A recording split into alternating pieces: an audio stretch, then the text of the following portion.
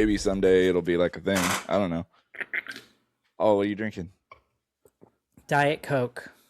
Diet Coke. Yep. I've been on a crazy what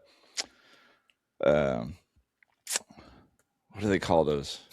Roy Rogers? Yeah. The Pepsi with the grenadine?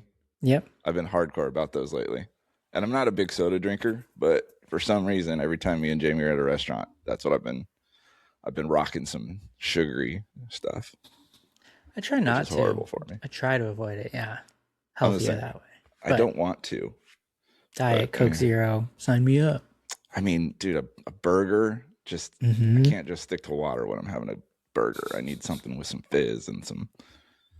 We got really into the San Pellegrinos, Topo Chicos. I used to hate, what would you call it? Like carbonated water type beverages.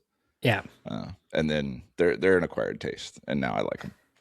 Yep. As long as they have some sort of flavor. It's the bland, like it's just water with fizz that makes me go, ugh. Yeah. But dude, thank you so much for hanging out and doing this with me. I appreciate it.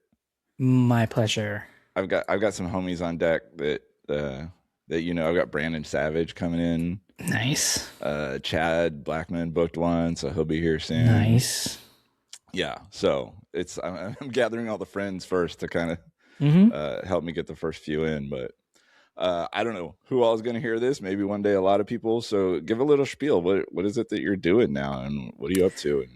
And so I'm North Austin, Texas, and I am out here doing chaplain work, both corporate side for businesses as well as Army Reserve. So that entails a lot of trust building every single day, right? I'm a compensated resource by an owner to come in and serve their employees.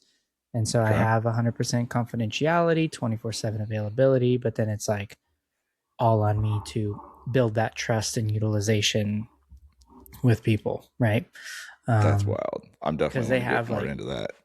Employee assistance programs that do the same thing, but it's that 1-800 number that you get with your health insurance that they tell you, hey, you can talk to anyone at any time. It's fully confidential. But whoa, that person's like, they don't know the company, they don't know you. They are a licensed health professional, but they don't have that like built-in relationship with someone. So every day I'm at least building trust, if not going deeper into what's going on in people's lives. Okay. Yeah. And you got a podcast going too, right? A little one. Yeah. I just do some like devotionals on there. Read a scripture. I listened to a couple the other day. Talk about it. Nice. Appreciate it. Those are good, like morning deals, right? Short. Yep. Like just kind of get something, set your day. Low impact too, like for me, right? Not something crazy, stressful, strenuous I've got to put together. Just, all right, Lord, what can we throw at people with this? Chaplain in Austin, Texas, man. Yes, sir. Yeah. Been at it for I still miss the Modesto days. Yeah. Those I do, man. Those were fun moments. Those were good times. So I don't know what I was thinking about, but I don't know why I was thinking about this, but we did that like Father's Day video, and I was like shaving in the bathroom over the sink, or maybe it was Mother's Day. It was something like that. I'm not recalling this, but that sounds like something we would have done. Yeah, Fox is off camera, like yelling at me, and I'm like, whatever, Mom. And I was just like, man, those poor people who are like just trying to take care of a building, and we're just dropping facial hair down a sink that wasn't built for that, right? I gotta say, man, as far as creative teams go in a church, we let the creativity run pretty wild. We were cutting our teeth pretty good. It was fun. We didn't really like box it in too much. No. So let me give you a little spiel, just because this is new, figuring out as I go. So the dream of this was kind of born out of I guess you could say, it was a clip actually that I saw. You know who Matt Chandler is? Yep. He's a Texas guy too. So he had this rant video years and years ago called The Rose, where he's just dealing with, I guess he had invited somebody to church, and he's dealing with this pastor that's giving this just horrible, if you could even call it a sermon, that doesn't present the gospel for what it is. And he gets really mad at that, and he screams, "Jesus wants the rose," which is, you can hear it in the intro of the podcast. I actually clipped him screaming that out, and it just made me, I felt how he felt. I got the idea, because the unclarity of what the gospel is, not just in what people think it is, but in some people that preach it and just don't do it justice, made me want to bring clarity to what it is we as Christians actually believe, and what the truth is and what the gospel is. And I spent years kind of dreaming how to do that, because I'm not a Bible teacher. Like, I'm not, I have no MDiv. I'm not super studied. I know what I've learned over the years. So kind of teaching doesn't really feel like it's a thing that I was blessed with, but I'm a people person, and I can talk to people. So I figured the more stories of life change and just gospel encounters with people that I could put out there, then somebody will hear it and they'll be like, "Oh, that's what it's all about." And maybe it'll bring some clarity to what the gospel is and that sort of thing. So that's the heart behind it. So tell me, because I was like one of those, grew up since the day I was born in church and had to, understand it as I grew up. But what was the gospel encounter like for you? Has this always been a part of life, or where did this come from? I was raised on nothing. Mom was raised Mormon, dad was raised Catholic. So Sundays for us was just watching football and eating McDonald's. But if I stayed the night with this grandmother, I went to the LDS service. If I stayed the night with this grandma, I went to mass. If I went out and partied and stayed the night at this friend's house, went to their Presbyterian service. So I had like little bits of exposure to the gospel throughout. So your Saturday night dictated your Sunday experience. Yep, 100%. Oh, man. And then it was at junior college that I happened upon somebody who invited me to a young adult group. I was like, yeah, sure, sounds great. And so started doing that, started to date this woman, and then we broke up, and I had a friend come to me when I'm crying. He's like, "Do you want to give your heart to the Lord?" I was like, yes. And yes, I do. So I said the sinner's prayer, still not 100% what that meant, because I was like 3 or 4 months into just being exposed to church culture stuff. And actually a friend called me within that time period and was like, "You're a Christian now. How's that feel?" And I was like, "Oh, yeah, good, great, thank you." Still not understanding like what it was that made that switch, but continued to attend, continued to read the Bible for like really the first time in my life. And so that was in 2008 that happened, and stuck with it. And got us done crazy things. Yep. Yeah, I was So that wasn't all that long before you got into ministry then. Yeah. I started to started working intern at 2009, 2010. 2010, something like that? That was 2016. Oh, okay. So that was later. But you started working in ministry just a couple years after this experience. Yeah, like 2 or 3 years, started to intern, stuff like that. Nice. Went to Bible college. At the house. Oh, yeah. The house. Calvary. Yep. Was it chapel or temple before? Temple. Temple. Right. Yeah. It's one of the first places I worked. Was at the house once I got my graphic design degree and thought I was all cool. Yeah, buddy. Yep. So the house. Now that's so I want to go back just a second, because you talked about having this conversion experience and people asking you, "How does it feel?" and having a fairly limited understanding. And now, with an education and coming a long way and maturing in Christian faith, you can look back. I think that's a misconception too, and I'd love to hear your thoughts on it, that people need to have some sort of deep understanding of what this all is before they can be a Christian. Yeah. You know what I mean? I think I've got 2 ways to go about explaining this. For me, I just didn't know what I didn't know, right? So I set up prayer on a date. And although like my life wasn't like transformed in one single prayer, I started to walk in what I realized, right? Still didn't know everything. So it just took time to keep getting after it. And I didn't even know to tell anybody, like, what do you mean? Why does that, why am I a Christian now? Like, I just like rolled with it, not fully understanding it. I don't even know when it finally clicked that that's actually what had happened with that prayer, but it did at some point, right? Kept reading, kept staying plugged into community. So yeah, for me, it was just with time, I realized what had happened on that particular day. And then something that recently happened in my family. So I have 3 kids. All of them got baptized in January of this year. And nice. The coolest thing. Thank you. Yeah. The coolest thing that happened. All 3. Yeah. Yeah. Over the last like 18, 24 months, they all received Christ. Wow. And this moment and getting to witness it was so cool. The children's ministry director sat down all 3 of them before baptism, right, to like have this little interview. And she had asked each of them, you know, when did you choose to follow Jesus?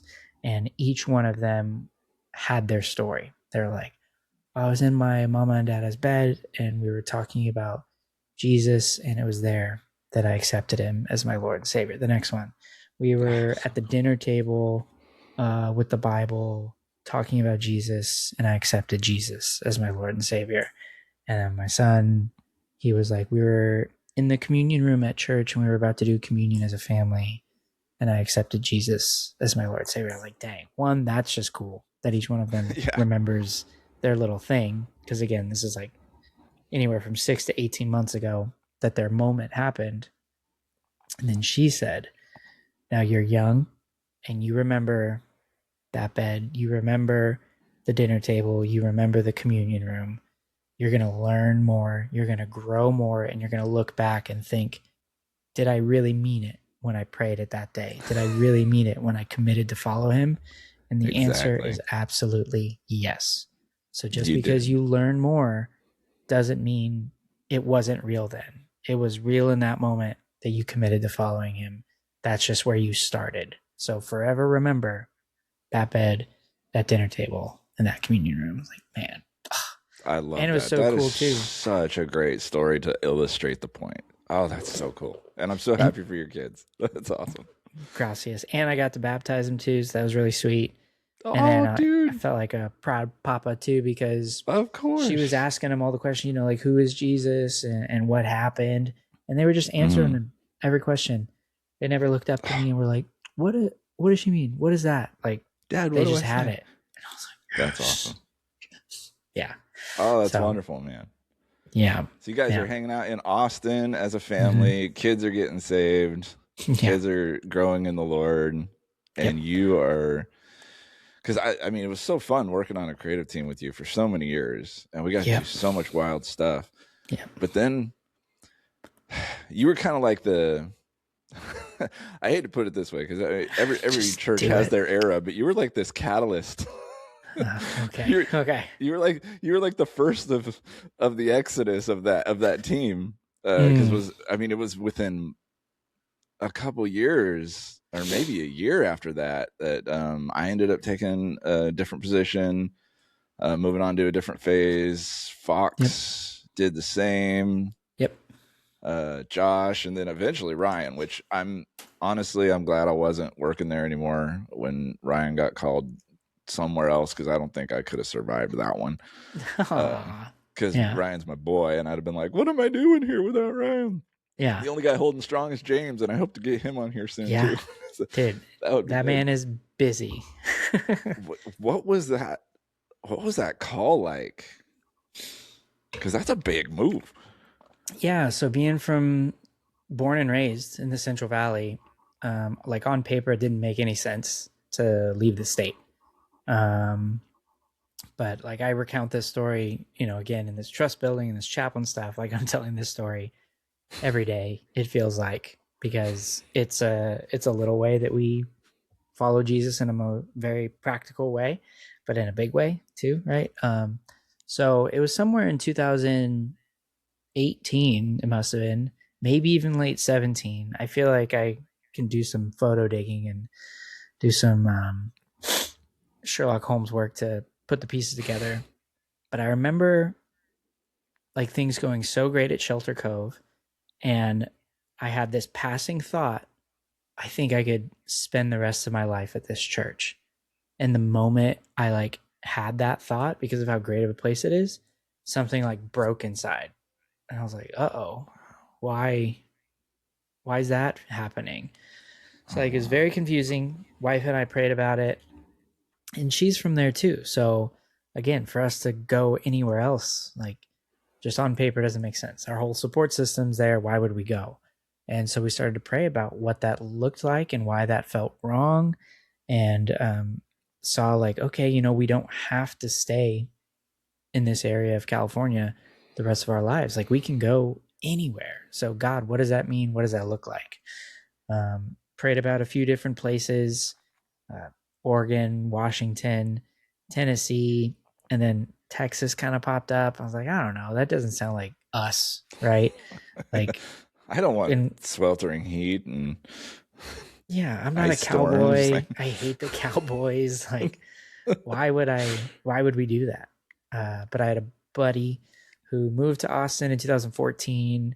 So we visited May 19 and just fell in love and saw the opportunity to have a whole pocket of people that maybe have never heard the gospel, never been exposed to the gospel, and I could be a little useful bridge for Jesus to help people see that they can pursue Jesus and enjoy life right here, right? In Modesto, I feel like everyone either went to church, had a neighbor, aunt, uncle, mom, dad, someone that they're like, oh yeah, we go to that one. Like I feel like that would happen a lot there. Here, nobody has anybody. Like everyone's transient, so they're not like super well connected. This isn't their place necessarily. They're all coming from other places. So yeah, Austin seems to be kind of it's like a magnet right now. It has been for the past 5 years. Yeah, like post COVID, it just seems like a place that people kind of are drawn to. So I'm sure there's a huge population of people that are from elsewhere and kind of starting a new life and don't have all those, like you said, those connections and aren't like super ingrained yet. Yeah. The true Austinites, everyone calls them a unicorn because they are so unique to actually come across. But yeah, that was the pull. And then in God's, providential wisdom, we moved October 2019. And so then when COVID hit, we were already like here and settled. We got our home when it was, great interest rate, and like the value increased by 20 or 30K before we even moved into the house because it was being built. My gosh. Thank you, Jesus. Yeah, Lord provided that. Awesome. And then, finding chaplaincy was like the perfect blend of everything that I love about ministry most is now what I do full time. Okay, good, because you're going to have to explain that to me because I know like this, it's not an unfamiliar term, a chaplain. I think definitely not for people in the church, but I think a lot of just people in the world understand the term chaplain, or at least they've heard it, but I don't know that they really know what one does, because I can tell you I don't. When I was reading Tell me what you know. Let's do that. I know of a person that is a chaplain. Calls himself a chaplain. And he did military chaplaincy as well. But I don't know what he did all day. I just know that he was a chaplain in the Navy. And then I know a guy that is a pastor that I also hope to have on the podcast that was a chaplain for a sports team. And again, I don't know what he did all day. In my mind, I say, okay, he was a spiritual presence, right? A leader in that direction. If people had questions about the faith, and he was there to help, or maybe he was there to encourage the team, or what. Like but that's all guesswork in my head. Because I equate chaplain with pastor in my head, And I was kind of reading through your website and trying to get an idea of what it was. And then I came across corporate chaplaincy, and I was like, oh my gosh. Yeah. I've never even heard of that. Yeah. What is that? So yeah, you pretty much nailed it there. The idea started in the 1400s, I think, was the first ever chaplain. It was a military chaplain. It was a young guy, Saint Martin of Tours, and he actually cut off a piece of his cape, saw this homeless man, gave it to him because he was cold. Wow. Had a dream that night that it was Jesus that he gave the piece of the cape to, and so that's where yeah, so he fully dedicates his life at that point to ministry, becomes like a conscientious objector, wow, and goes on to do more great things for God, but started there. And the piece of the cape that he tore off, the other half, they would like carry it into battle and like pray over it and stuff. So he was like bringing services to soldiers at the time. And the word chaplain actually is derived from the French word, I think it is, chaplain, is chaplain, and that stems from cape. So it all comes from that story of shedding of the cape. Chaplain started as kind of more military focused, bringing the Lord into people's lives, and not just that thing that you do on a Sunday or whatever in your community, but bringing it to people. And then it just grew from there. So now whether it's the military, it's the police, or it's the corporate side, it's all about going to people in that more evangelistic posture. And that's what I get to see and do every day, is people that I would never meet because they wouldn't stumble into the church or they wouldn't attend the event. Now I'm walking right up to their cubicles, right up to their forklifts, meeting them in the parking lot and checking in and be like, hey, how did that doctor's appointment go? Hey, you said your aunt was going through this thing. How did that work out? Are they okay? Where are they at? I have a network of chaplains that I could have someone visit them in the hospital, doing funerals, hospital visits. I've done. This sounds like really practical ministry. Yep. It really takes the ability to talk to anybody about anything and to have like the strongest poker face ever, right? Because some people just want to make you wince and wiggle with whatever thing they want to talk about. And so you got to be able to, a term that I've adopted and implemented in my relationship building with people is being like, oh, you seeing anybody? You got a significant other? And letting that sentence open the door for them to share whatever. Because I've totally made the mistake and been like, oh, what's your girlfriend's name? Oh, I don't have a girlfriend, but my boyfriend's name is blah, blah, blah. Oh, yeah, for sure. Cool. How'd you guys meet?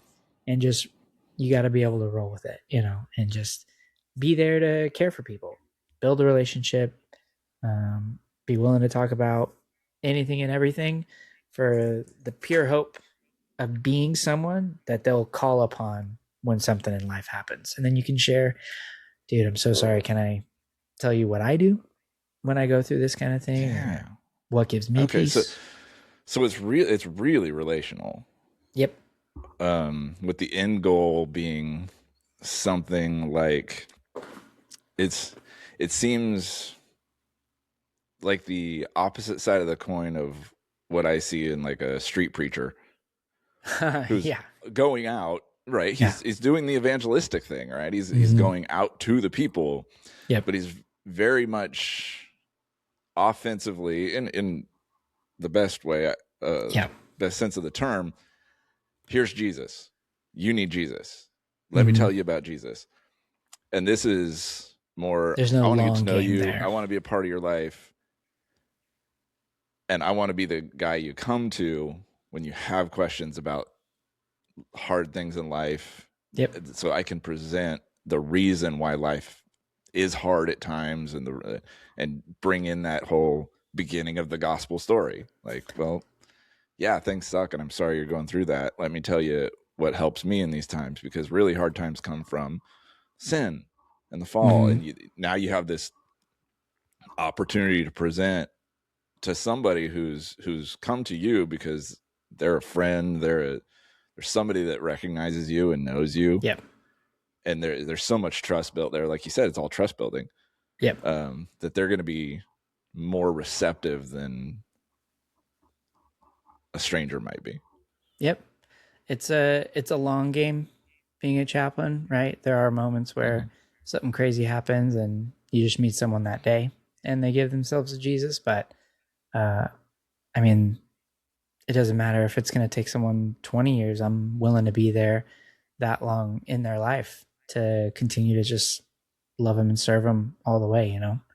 I joke with people approach. that it's like the inverse of the regular church ministry stuff, you know, like we're spending 80% of our time getting ready for that next big service, that next big sermon series, that next big whatever, right? And that's very much like, what it is. All right, Easter's 3 months away. Did we order all the bulletins? Do we have enough children's ministry volunteers? Oh, they need to be fingerprinted. Okay, let's put that in the bulletin this week. How many plastic eggs are we dropping from a helicopter this year? Yeah. Right. And you're doing that, and then it's done, and then you're getting ready for Christmas. So you're doing that 80% of the time, and then maybe 20% of the time you have relationship building, actually being there for people in the congregation. So now in this role as a chaplain, it's completely flipped for me. 80% of my time is people.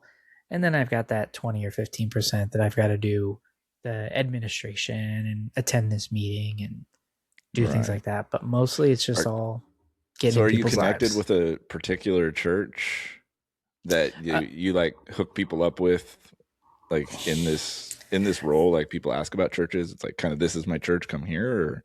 Not one-to-one, because like the footprint is so big that I cover. Like it's a few cities wide that I'm like, oh my gosh. Okay. So this is, yeah, I'm just bouncing around all over Austin. And so, I mean, you know, I'm driving anywhere from an hour and a half to 2 hours a day, visiting all the locations that I'm seeing. So sending everybody, you know, 45 minutes to where I'm at isn't the most practical thing. Now, if people are in my neighborhood, I let them know where I'm at, no doubt. But I just got to have kind of a good catalog resource understanding of like, oh, hey, this is a pretty good Bible-based church. If I were you living in this area, this is where I would be involved at. Okay. Yeah. So what's the corporate thing still has me thrown, because I'm a corporate pilot now. I don't even know if I've told you that in recent things. So when I think corporate, I think, you know, big business, that, you know, needs somebody to fly their plane around or whatever. So when you say corporate chaplain, I picture like this conference room, and like you're having like a meeting with people. But what's it like day to day? Like what do you mean when you say corporate chaplain? So imagine we're back there in the creative suite, right? Okay. We're working on our stuff, and all of a sudden this random nice person walks in and is like, Apollo, what's going on, man? How you doing today? It's me, Chaplain Ed. Just wanted to check in and see how things are going. Is everything going all right? What'd you get up to this weekend? Oh, you know, we did this, and this. All right, that's what's up, man. Well, hey, come next week. I'll be back here again. But if anything pops up between now and then, you know, let me know. And then goes over to Fox's desk. Hey, Fox, what's up? Chaplain Ed again. How you holding up today? You doing good? It looks like that. Just person to person, one-on-one, quick conversation. And then maybe with one of those, hey, Anthony, can I talk to you for a second? Yeah, what's up? Last week, blah, blah, blah, blah. Then we get into it. Then it goes from a 2-minute catch up into a 25-minute like ad hoc counseling session, right? Just being there for somebody. I'm not hosting services. Some places, like I have done like a prayer group, I do Bible studies, but I don't lead with those. I let people like ask for it. Like, so, hey, so like maybe a company says, hey, you've been hanging out with our guys. Some of them expressed interest in, you know, learning something about the Bible. Can you schedule a Bible study with a few of them or something like that? Yep. There's this like heavy sales place that I serve, and their like first core value is like honoring God or something. And I was like, hey, I don't think, other than me being here, I'm not sure I see that playing out a whole lot. What if so you could have some insight into even helping them reach those corporately stated goals or speaking into that. Yep. So I did that with one. So we do a monthly Bible study on the first Wednesday of the month. Been about a year and a half of doing that one. Another big category of what I do on the corporate side is I kind of help empower people to like bring their faith into the workplace too.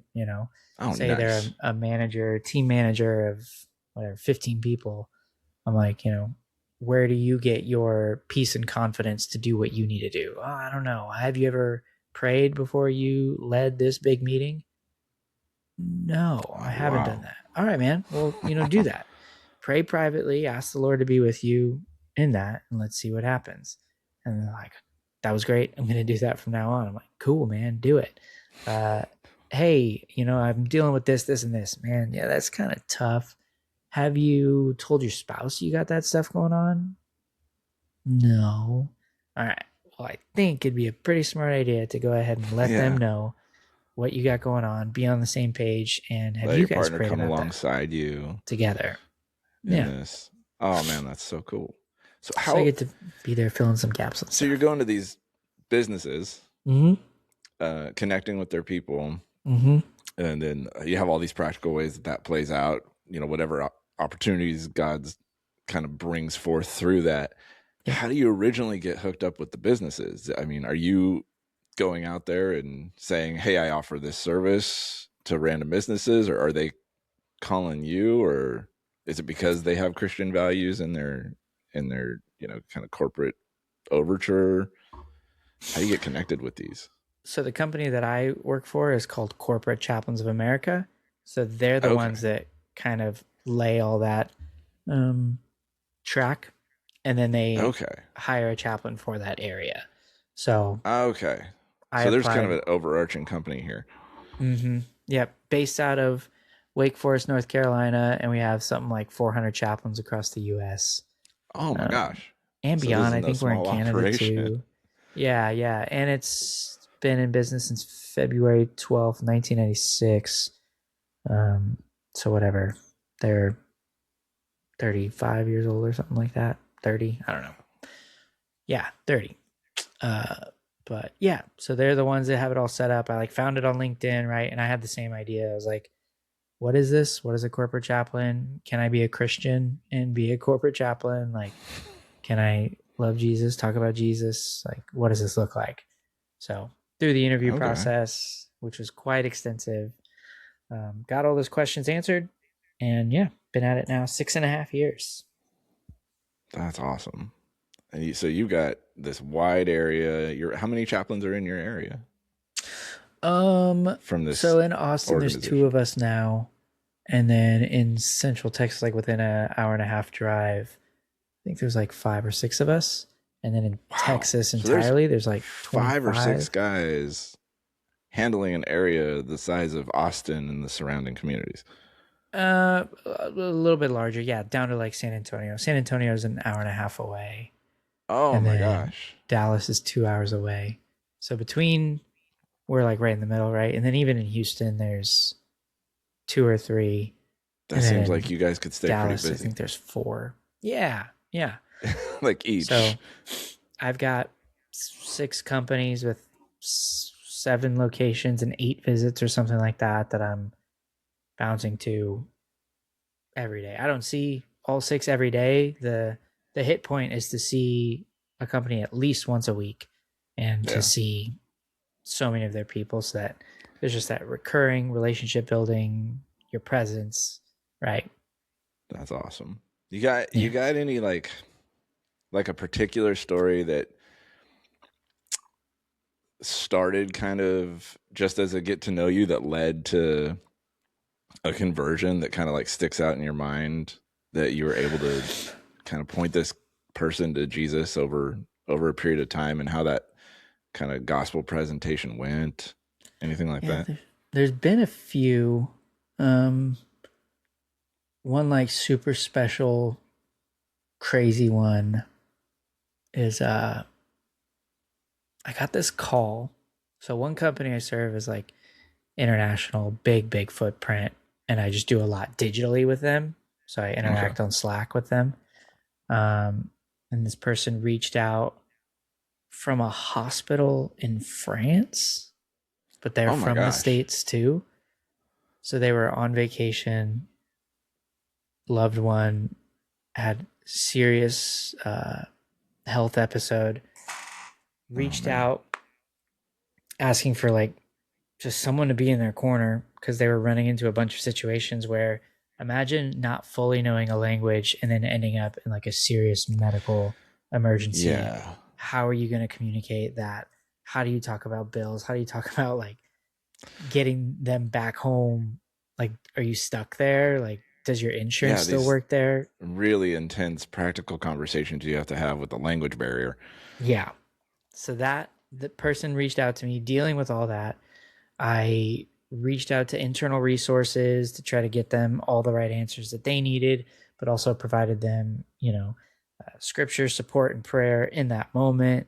Um, Continued to follow up, and they ended up recommitting themselves to the Lord because of the crazy ways that God moved in not only bringing their loved one back to full health, getting back here safely, like so many crazy things happened in that situation. Even husband came to faith through that experience, and the internal Christian network that this company had, they began to become a regular engager of the prayer calls that they would have, continuing to like sing God's praises for what he did in that situation through a company, right?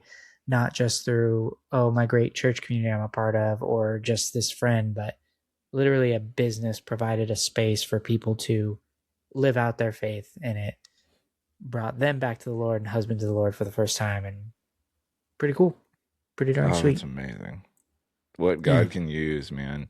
It sounds I love what I'm learning about what you do because it just reinforces this idea that is always in my mind that I love that God doesn't need any of us to accomplish his will, Mm-hmm. right?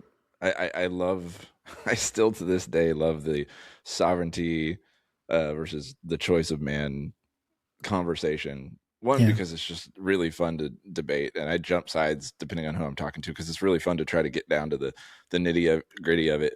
Yeah. But in examples like what you're doing, I see the harmony of it so well because God's going to accomplish what he's going to accomplish, but how it gets done, Mm-hmm. we get to submit to being a part of it. Yep. And All of us. the coolest thing we can do is we don't get to make anything happen. We don't save anybody. We don't bring anybody to Yep. Jesus, but we can be the tool that he uses to bring someone to himself. Yep. Right. And our Yep. choice matters in that your submission to the call to literally leave everything you've ever known, a place that you've been your whole life, to go to Yeah. somewhere completely different with Yeah. weather patterns that are atrocious. Mm-hmm. Bravo Yeah. for going out there. That's bravery. Just to say, I want to be a part of what you're doing. I just want you to use me however you can, and his will is going to get accomplished. But now you get the joy of being the tool he picked up for that Mm-hmm. particular project that he was going to do. Yep. And then I try to just extend that even further to people, right? And reminding them like I'm nothing special. And like just because I've gone, done this, studied this, whatever, like you have just as much capacity to make an impact as I do. Like you're in places and spaces that I'll never be. You have friendships that I'm not a part of.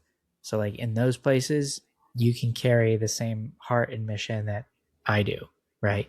It's not Yep. about being like so well versed and studied that you have the answer to every question as much as you show someone like what living your faith on a daily basis actually looks like. Why does it make a difference? Why should I care?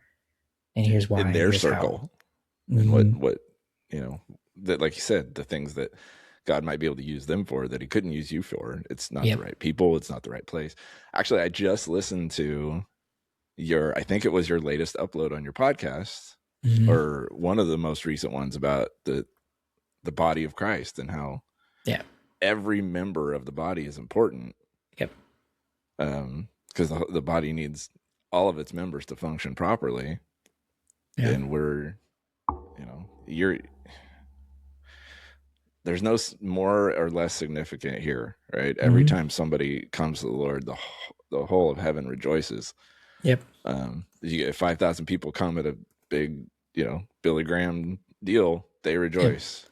This family that went through this insane stuff in France, that you were there for, when that dad for the first time came to the Lord, same party.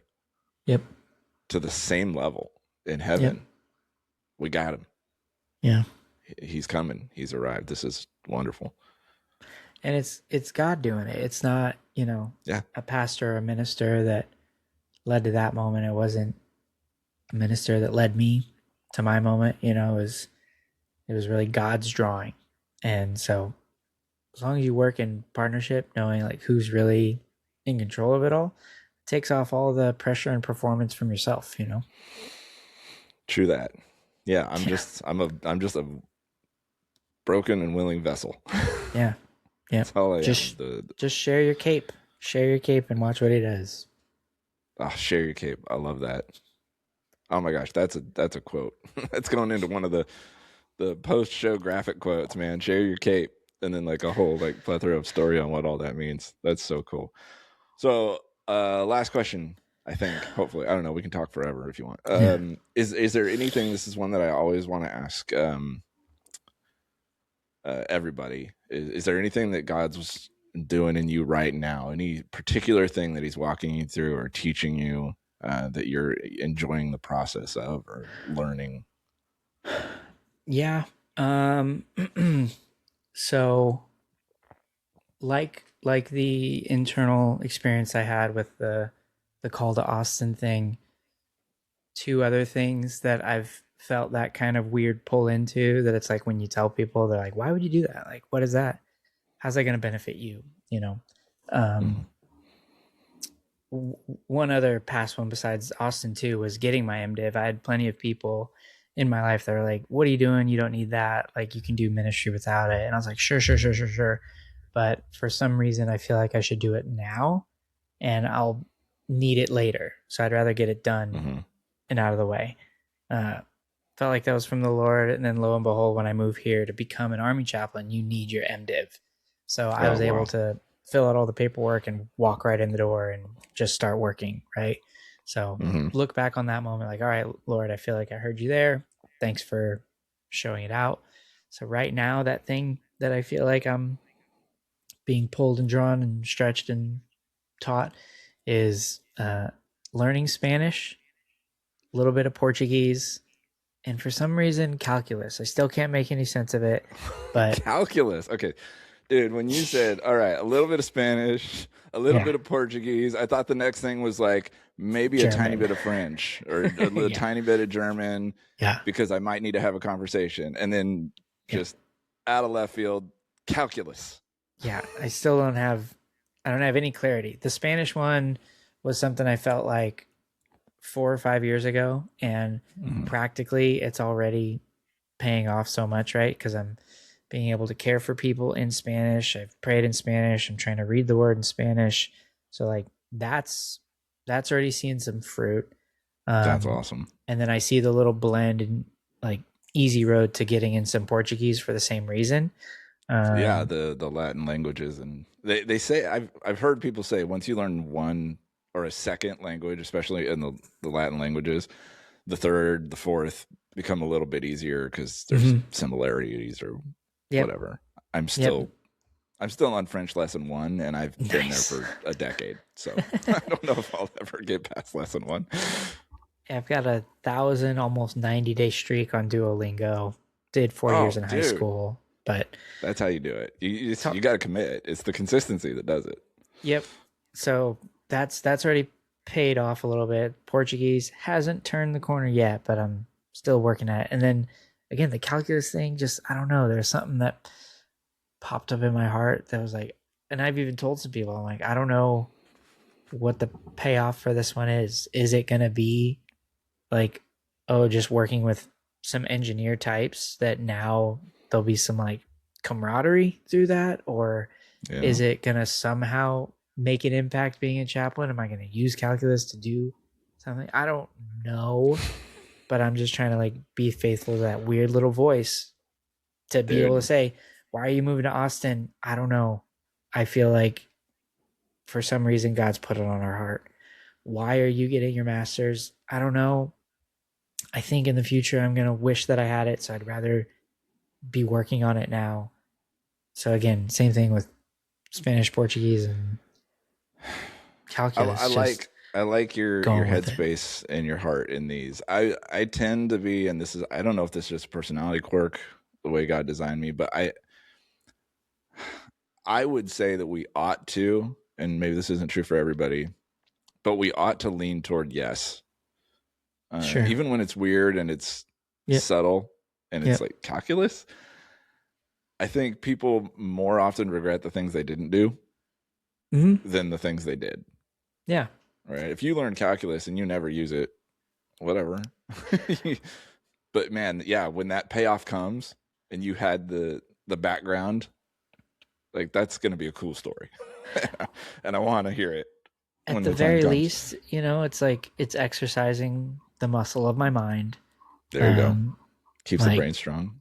Keeps it strong. Keeps calculus? Me young somehow. Let's see if we can get our first sponsor. Brilliant.com is a platform. No, I'm just kidding. I don't. Nice. Brilliant. If you're listening. Yeah. I'll plug you. Give me a subscription. Dude. YouTube. You know what I'm saying? You can learn anything in this world on YouTube. Yep. I learned how to use a camera on YouTube. Yeah. It's amazing. Gosh, the world we live in. I'm doing everyday home and car things because of YouTube. Yeah. Between my father-in-law's garage of tools and YouTube, I can do anything on a car. Yeah. I've made a couple things out of wood in the past couple years because YouTube. I don't know. I just got one of those wild hairs, man. I was like, that looks kind of fun. Same thing happened to archery. Honestly, it was because of social media that I became a pilot. I got the wrong ad on the wrong day. Totally. And went for a discovery flight, and 3 years later, and spending all of our money and making my wife, please let me do this. And here I am, flying planes and making podcasts. Wild life, man. All right, do me a favor. Pray us out, if you would. Pray for the people that are going to hear this, and the people that maybe it's going to bring clarity to how the gospel transforms life, how it worked in your life. Maybe it helps them. But I want to end all these in prayer, so I'd appreciate it. Yep, no problem. Lord, thank you so much for the opportunity to chat with Apollo today, Lord, and anyone that's listening to this when it comes out, or who knows, a decade from now, maybe they're listening back to this, Lord. I pray that you would show them that you are real and that you hear them and that you care for them deeply, Lord, and in the same unique way that you created them in their mother's womb, Lord, also you're creating them for a work that is unique and unto themselves, for your glory and for your kingdom, God. Help them to find ways to be able to blend all the little quirks about them, the things they're interested in, the things that they've experienced, God, to show them how you can use it in a redeemed format for the gospel, Lord, and for your glory, not our own glory. Whatever thing we thought was there to move our career, to move the needle in our life, to grow something, Lord, actually, it's all been about you. God, help us to take off the need to perform, the need to improve, merely to improve. Lord, help us to improve for your gospel's sake, God, to be able to help transform people's lives and show them that there is a better way of doing this life, and to see that we were created for more than just the paycheck and just the bill, God. You love us and you care for us. Help us to be salt and light. Help us to be your eyes, ears, and nose here on this earth, helping other people to see what it is that you've done to transform us, God. And I thank you for all this, and I pray it in Jesus' name. Amen. Amen to that, man. Dude, thanks for being number one, bro. I'm so excited. Guinea pig. Proud I've of been it. sitting on this for too many years, man. So Yeah. God, do with it what you will and whatnot. Everybody, next one will be out soon. Come back. Okay, we're back because I forgot to do something. Again, episode 1, I'm learning, right? We're back with Anthony Goodwin. Okay, you have a podcast. You have stuff going on in your ministry. Tell people where they can find your content and engage with what you got going on. Yeah, Chats with Chaplain Anthony is the podcast, and Chaplain Anthony K. Goodwin on pretty much every social media platform is where you can find some YouTube videos, TikTok, Instagram, Facebook, all that. Chaplain Sweet. Anthony K. Goodwin. All right, and we'll make sure that we have links to all that down in the show notes and in the description and all that stuff. Again, I'll try not to forget that and tack it on to the end next time. Yeah. Once again, thanks, everybody. We'll see you on the next one. Thanks, Paulo. See ya.